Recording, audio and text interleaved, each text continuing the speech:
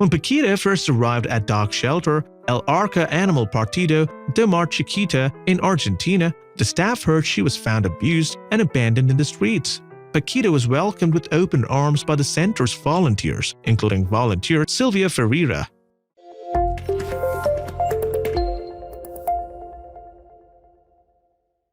The dog stayed at the animal shelter for about 2 years. The staff never found her owner or anyone else who knew where the dog came from. Unfortunately, Paquita felt very lonely, depressed, and withdrawn.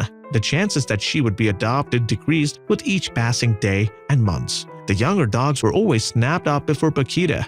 The volunteers at Arca Animal did their best to find a home for Paquita. They decided to take a picture of her and post it on Facebook to help raise interest in potential adoptive families. However, this was no easy task. Paquita always looked at the ground or turned her head when it was time to take her photo. Eventually, they were able to take a picture that was good enough to post on the internet.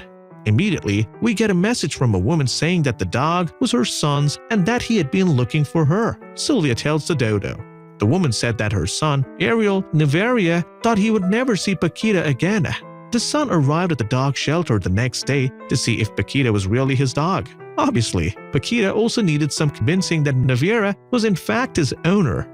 The moment they'd all been waiting for when they brought Paquita to her owner, she wasn't sure who he was. He hid behind one of the volunteers' legs and sniffed around cautiously. Eventually, she began to recognize a familiar smell, and you can see the exact moment when she realized who Ariel is. It's such a beautiful moment. Paquita is obviously overwhelmed with joy and jumps on Ariel and starts giving him lots of kisses. Paquita was so happy that she started barking and crying again. It's as if she's crying joyful tears. I'm so glad that these two could be reunited. Please share this with your friends and family if Paquita's reunion warmed your heart.